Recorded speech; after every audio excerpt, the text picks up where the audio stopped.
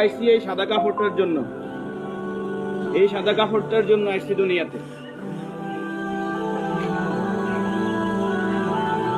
পুরুষ মানুষ ডাকার দরকার নাই, সাদা কাফন দেখলে অন্তরের মধ্যে কি আসে হয়, আর সেটা মনে রাখবেন, পুরুষের ডাকার দরকার নাই।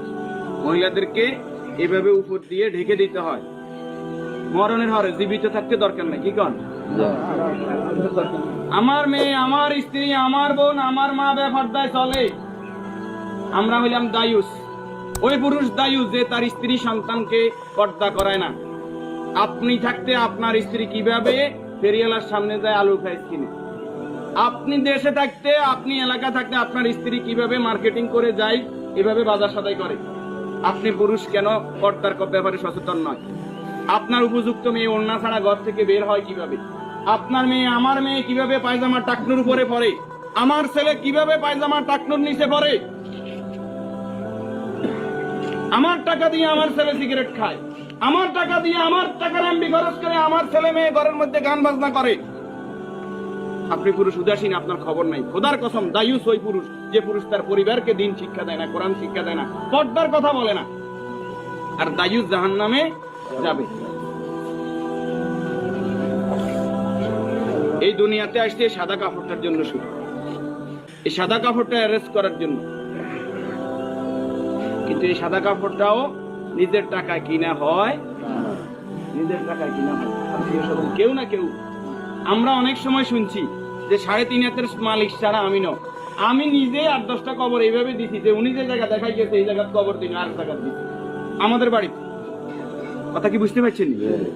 উনি যে জায়গা দেখাই গেছে ওই জায়গায় দিতে পারি নাই বিভিন্ন কারণে। ওই জায়গার মধ্যে হয়তো পুরান কবর পড়ছে, অথবা ওই জায়গার মধ্যে খাদ গর্ত বেশি, পানি হয়ে গেছে।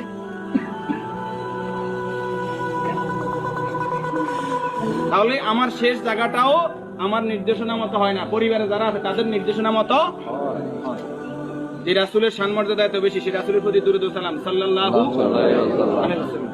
সম্মানিত উপস্থিতি, আল্লাহর এই গোলাম চেহারাতে বলতেছে অবশ্যই নেককার পরেজগার ছিল। আল্লাহ তাআলা ওনার জীবনের গুনাহগুলো মাফ করুন, আমিন। যে নেক আমলগুলো করেছে, দান সাদাকা করেছে, এর বদৌলতে কবর, হাসর, মিজান, ফুলসিরাত আল্লাহ কি করে দেখ, আমরা যারা জানাজায় উপস্থিত হয়েছে আল্লাহ আমাদেরকে মাফ করে দিন।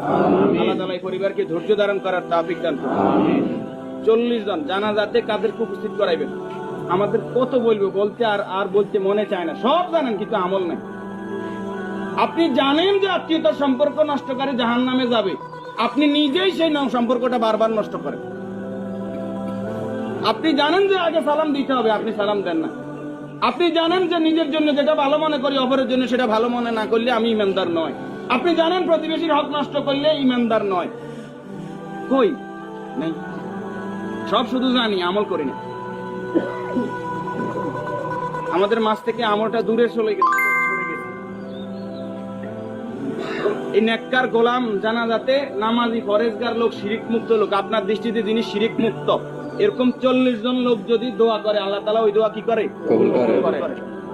40 জন হাইবেন আইতেন না, উনি নামাজি পরেজগার, উনি হয়তো আপনি মনে করেন যে মাজারে সেজদা দেন শুধু কবিরা গুনাহ, মাজারে সেজদা দেন বুঝি শিরক। শনিবার মঙ্গলবার কি শিরক না? শনিবার মঙ্গলবার হিসাব করা শিরক না? শিরক, এটাও শিরক। এই যে জাদু টোনা করা, এটা কি শিরক না? গণকের কাছে যাওয়া, বান্দর গনাইতে যায়, মানুষ গনাইতে যায়, চুরি করছে কে, আনা চাইতে যায়, এগুলো সবগুলো কি বড় শিরক? যেটা জনগণ সকল ক্ষমতার উৎস, ঠিক না? জনগণ সকল ক্ষমতার উৎস, সকল ক্ষমতার মালিক কে? যেই দল, যেই সংগঠন, যেই রাজনীতি আমাকে বলে জনগণ সকল ক্ষমতার উৎস, এই রাজনীতি করা কি শিরক না? এই জিনিসটা কেন বুঝি না আমরা?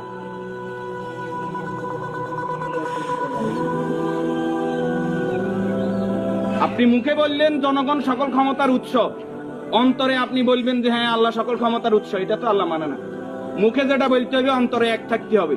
তাহলে সকল ক্ষমতার মালিক কে? আল্লাহ। আর যারা রাষ্ট্র ক্ষমতায় গিয়ে, একজন মুমিন ইসলামী রাষ্ট্র ব্যবস্থার বাইরে যাওয়ার কোনো সুযোগ নাই। যদি আওয়ামী লীগ আবার তওবা ইস্তেগফার করি আই কয় যে আমরা আল্লাহর আইন অনুযায়ী রাষ্ট্র চালাইম, আমরা কইম আলহামদুলিল্লাহ। বিএনপি যদি কালকে বলে যে আমরা রাষ্ট্র চালাইম আল্লাহর আইন অনুযায়ী, কোরআনের আইন দিয়ে রাষ্ট্র চলবে, সৎ নামাজি ফরেজগার লোকরা চেয়ারম্যান মেম্বার হইব, তাকওয়াবান হইব, আমরা বিএনপির সাথে আছি, বিএনপি কে ভোট দেব।